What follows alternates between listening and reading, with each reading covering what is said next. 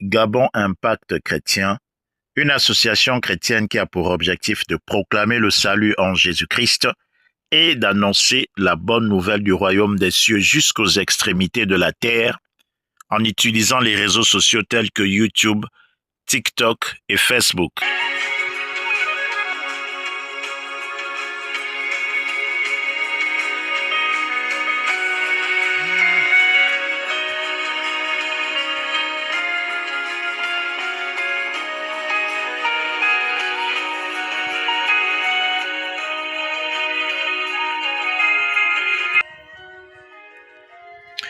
Bien-aimés dans le Seigneur, nous sommes dans la joie de vous retrouver encore aujourd'hui pour annoncer la bonne nouvelle du royaume des cieux. Le thème de notre courte exhortation de ce jour est intitulé « La guerre des images ». Bien-aimés dans le Seigneur, au commencement, l'homme avait été créé à l'image de Dieu. Lorsqu'Adam était dans le jardin d'Éden, il était à l'image de Dieu. Il dominait sur la nature, sur les animaux, bref, il dominait sur toutes choses. Puis est venu le moment où le serpent est venu lui proposer de lui obéir pour devenir semblable à Dieu, connaissant le bien et le mal. Le serpent était habité par la présence de Satan, et en obéissant à la voix du serpent, Adam a donc obéi à la voix de Satan. Il a ainsi désobéi à Dieu pour suivre la voix de Satan. Il a mangé le fruit que Dieu lui avait interdit de manger dans le jardin d'Éden, et cela ne plut à Dieu. Le Créateur, notre Père, a donc chassé Adam de sa présence. Il l'a déchu de sa position de dominateur sur toute chose sur la terre, et Adam a revêtu l'image de celui à qui il a obéi à la dernière minute. Ce qu'il faut comprendre, bien-aimé dans le Seigneur, c'est que être à l'image de quelqu'un, c'est être habité par la présence de cette personne. C'est être dans sa présence. Adam était donc constamment dans la présence de Dieu avant sa déchéance, car il était à l'image de Dieu. En ce moment-là, il était obéissant à Dieu. La voix de Dieu ne lui était pas étrangère. Dès qu'il a commencé à obéir à la voix du serpent, il a été transformé en l'image de Satan. Il a été chassé de la présence de Dieu. Il est passé des dominateurs à esclaves du péché. Bien-aimés dans le Seigneur, nous devons donc comprendre que même si nous sommes dans l'intimité avec Dieu, Satan ne se gênera pas de nous offenser ou de vouloir nous déstabiliser dans notre foi.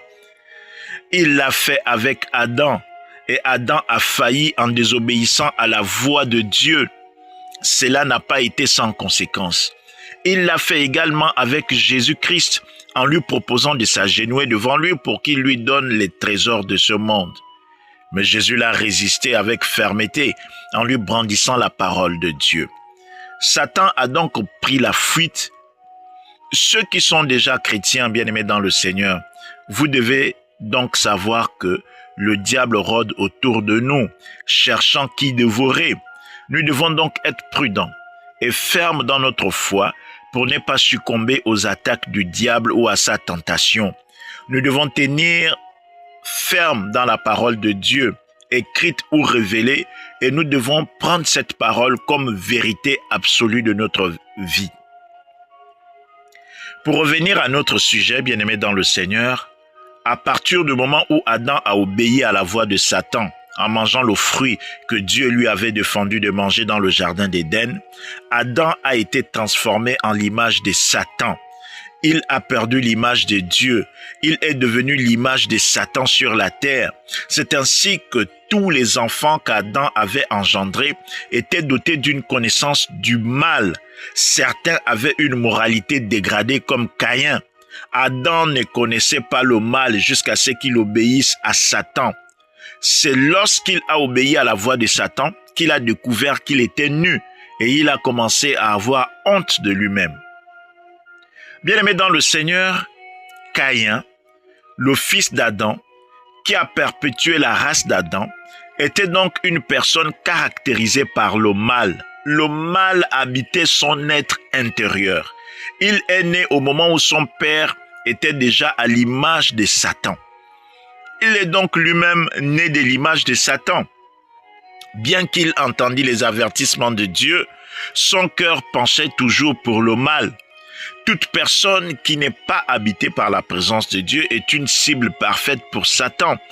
Caïn était meurtrier, jaloux, haineux, plaintif à l'égard de Dieu, errant, colérique, menteur, maudit de la terre à cause de l'image qu'il incarne, vagabond, loin de la face de Dieu, se condamnant lui-même dans ses propos. Une telle personne ne peut pas être heureuse sur la terre, bien-aimée dans le Seigneur. Bien qu'elle soit une créature de Dieu, elle n'est pas fils de Dieu. C'est un instrument du diable, destiné à passer l'éternité en enfer dans les tourments du feu de l'Éternel. Pour notre édification, bien-aimée dans le Seigneur, lisons Genèse 4, du verset 1 au verset 15. Je lis la parole de Dieu. Adam connut Ève, sa femme. Elle conçut et enfanta Caïn, et elle dit, « J'ai formé un homme avec l'aide de l'Éternel. » Elle enfanta encore son frère Abel. Abel fut berger et Caïn fut laboureur. Au bout de quelque temps, Caïn fit à l'Éternel une offrande des fruits de la terre. Et Abel, de son côté, en fit une des premiers-nés de son troupeau et de leur graisse. L'Éternel porta un regard favorable sur Abel et sur son offrande. Mais il ne porta pas un regard favorable sur Caïn et sur son offrande. Caïn fut très irrité et son visage fut abattu. Et l'Éternel dit à Caïn, « Pourquoi es-tu irrité et pourquoi ton visage est-il abattu ?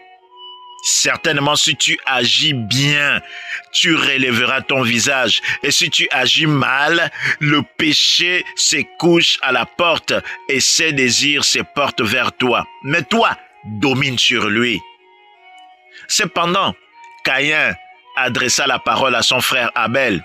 Mais comme ils étaient dans les champs, Caïn se jeta sur son frère Abel et le tua. L'Éternel dit à Caïn, « Où est ton frère Abel ?» Il répondit, « Je ne sais pas. Suis-je le gardien de mon frère ?» Et Dieu dit, « Qu'as-tu fait ? La voix du sang de ton frère crie de la terre jusqu'à moi. Maintenant, tu seras maudit de la terre qui a ouvert sa bouche pour recevoir de ta main le sang de ton frère. Quand tu cultiveras le sol, il ne te donnera plus sa richesse. Tu seras errant et vagabond sur la terre. » Caïn dit à l'Éternel, « Mon châtiment est trop grand pour être supporté.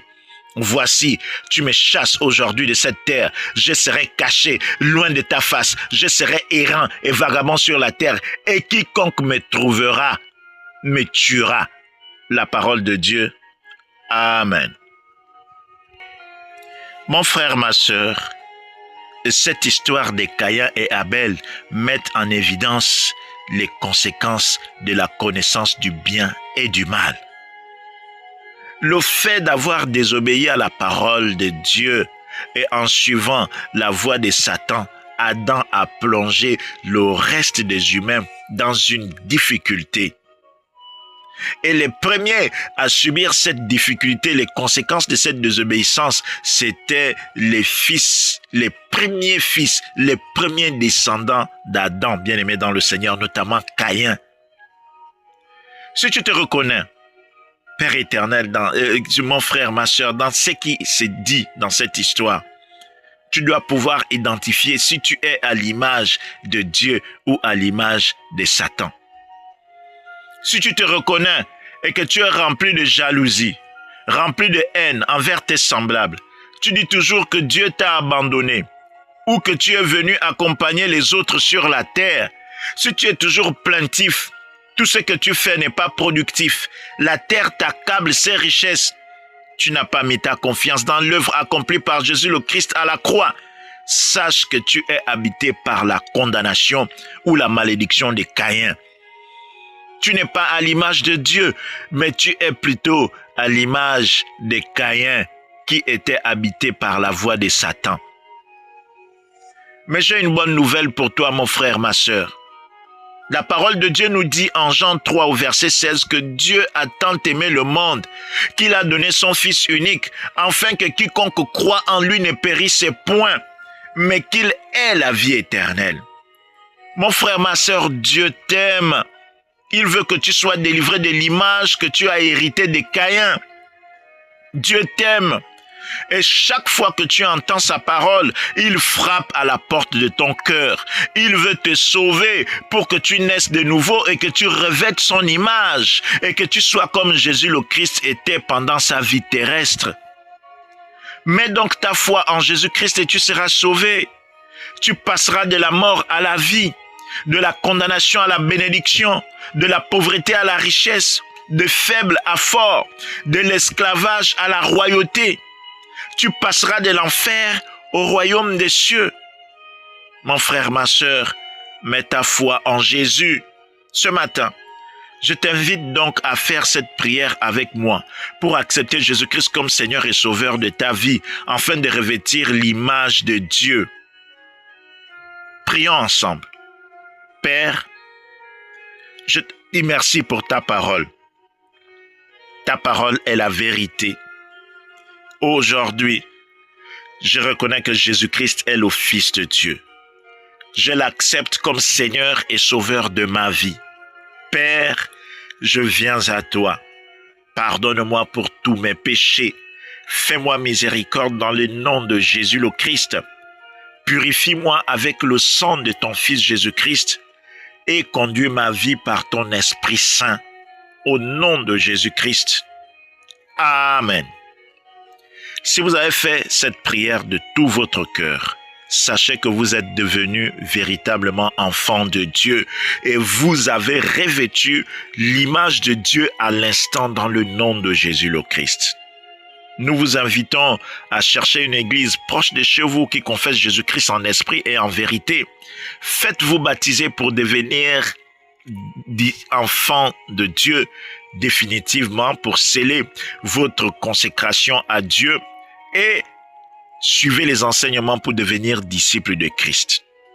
Nous vous remercions de nous avoir suivis et nous espérons que ce message vous a édifié. Nous vous encourageons à vous abonner à notre chaîne pour recevoir régulièrement nos messages. Partagez également, likez pour participer à la propagation de la bonne nouvelle dans le monde. Quant à nous, nous vous disons à très bientôt si Dieu le veut. Que Dieu vous bénisse abondamment.